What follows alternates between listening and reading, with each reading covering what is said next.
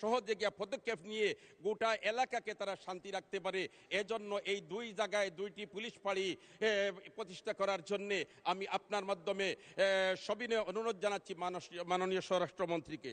মাননীয় স্পিকার, আমি আমার জকিগঞ্জ এবং খানাইঘাট দুইটি উপজেলা শিক্ষা খাতে আমরা অনেক পিছনে আছি। জকিগঞ্জ উপজেলার থেকে জেলা শহর প্রায় 100 কিলোমিটার দূরে। এমত অবস্থায় জকিগঞ্জ উপজেলায় কোনো কলেজে অনার্স কোর্স নাই। অতএব আপনার মাধ্যমে আমি মাননীয় শিক্ষামন্ত্রীর সদয় দৃষ্টি আকর্ষণ করছি যাতে অনতিবিলম্বে অনার্স খোলার ব্যবস্থা করে দেওয়া হয়। মাননীয় স্পিকার, আমি আমার এই জকিগঞ্জ কানাইঘাট নদী বাঙ্গনের যে অবস্থা, আজকে যখন এই বাজেট অধিবেশনে যোগদান করার জন্য বাসার থেকে বের হয়েছি, আকাশ থেকে গুড়ি গুড়ি বৃষ্টি পড়ছে। এমত অবস্থায় আমার মন চলে গেছে জকিগঞ্জ কানাইঘাটে। না জানি ভারতের বরাক নদী এই পাহাড়ি ডোলেনি ফুসলিয়ে উঠে আর আসার পরে আমার জকিগঞ্জে সুরমা এবং কুশিয়ারা নদীর ডাইক ভেঙ্গে বেড়িবাঁধ ভেঙ্গেনি ভিতরে পানি ঢুকে যায়।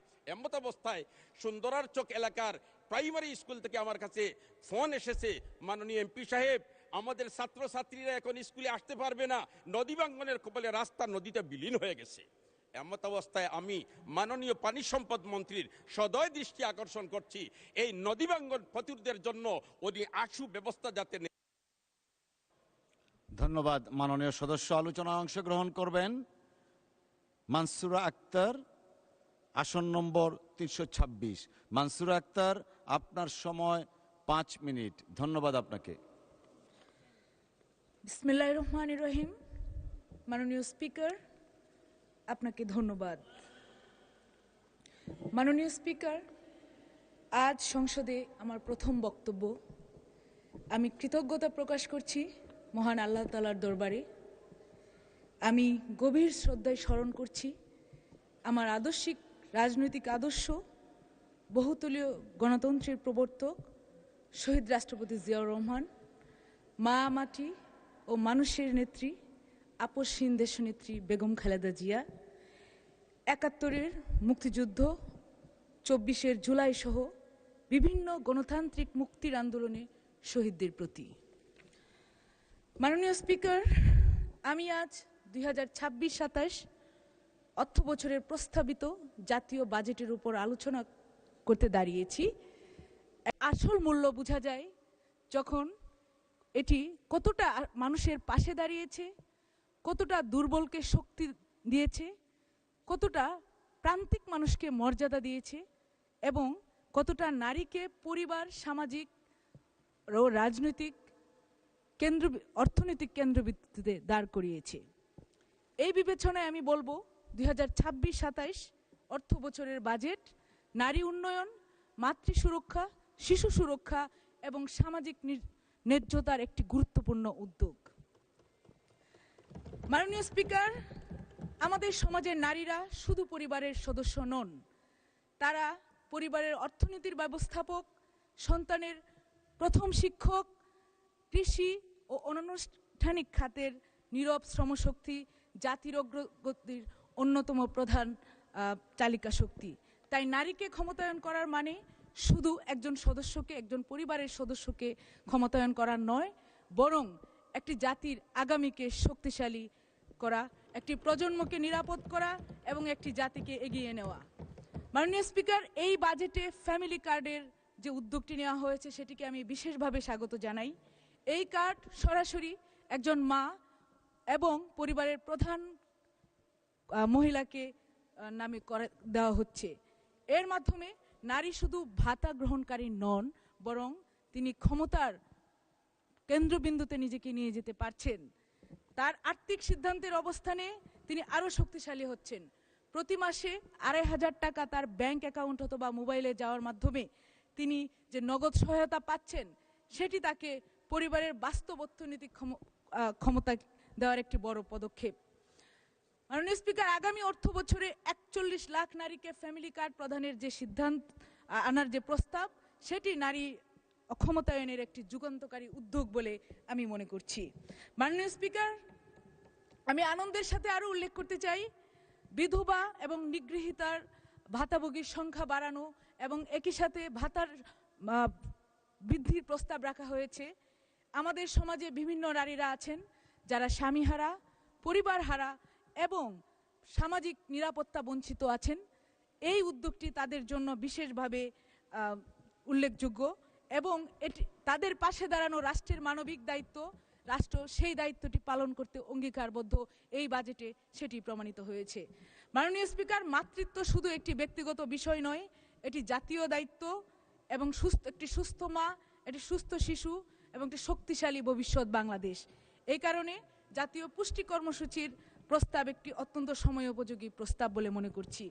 মাননীয় স্পিকার, নারী নিরাপত্তা একটি গুরুত্বপূর্ণ উদ্যোগ। নারী নিরাপত্তা ছাড়া কখনো নারীর পূর্ণতা পাওয়া যায় না।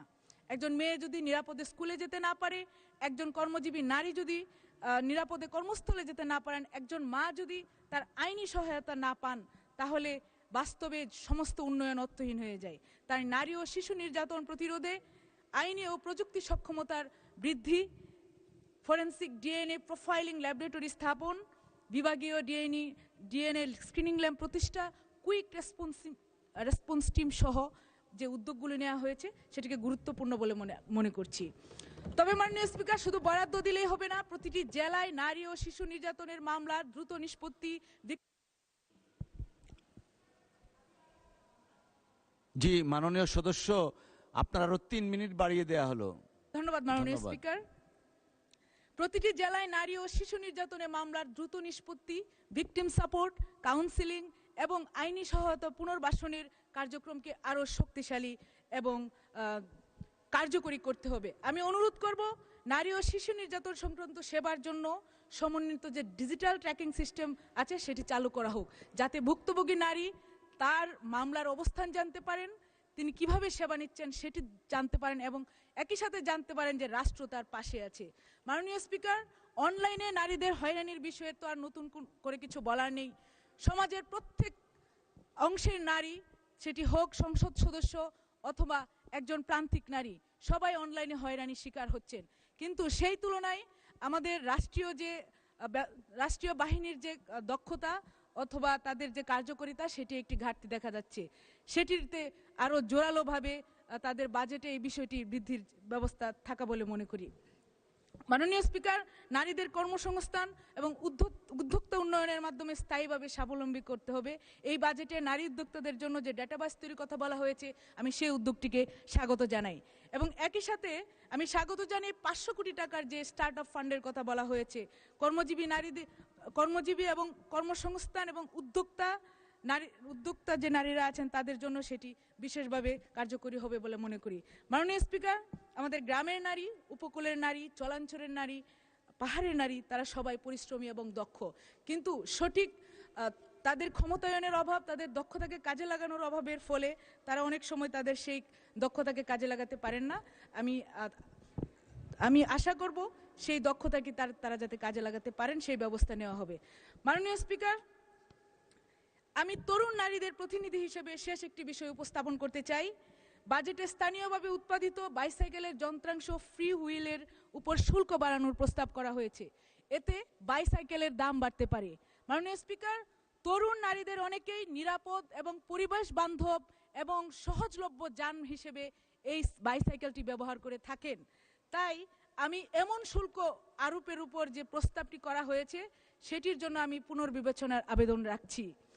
মাননীয় স্পিকার, একটি দেশ তখনই এগিয়ে যায় যখন নারীরা নিরাপদ, শিক্ষিত, কর্মক্ষম, মর্যাদাবান এবং অর্থনৈতিকভাবে স্বাধীন হয়। এই বাজেট সেই বাংলাদেশ গড়ার পথে একটি গুরুত্বপূর্ণ পদক্ষেপ। আমি প্রস্তাবিত 2026-27 বছরের জাতীয় যে বাজেট সেটিকে আন্তরিকভাবে সমর্থন করছি এবং আশা করছি এই বাজেটের প্রতিটি নারীকেন্দ্রিক যে অঙ্গীকার সেটি মাঠ পর্যায়ে বাস্তবায়িত হবে। ধন্যবাদ মাননীয় স্পিকার। বাংলাদেশ জিন্দাবাদ। আপনাকে ধন্যবাদ মাননীয় সদস্য। মাননীয় সদস্যবৃন্দ, সংসদের বৈঠক আগামীকাল 17 জুন 2026 তারিখ 3রা আষাঢ় 1433 রোজ বুধবার বিকাল 3 ঘটিকা পর্যন্ত মুলতবি করা হলো। আপনাদের সহযোগিতার জন্য অসংখ্য ধন্যবাদ। আসসালামু আলাইকুম। বাংলাদেশ জিন্দাবাদ।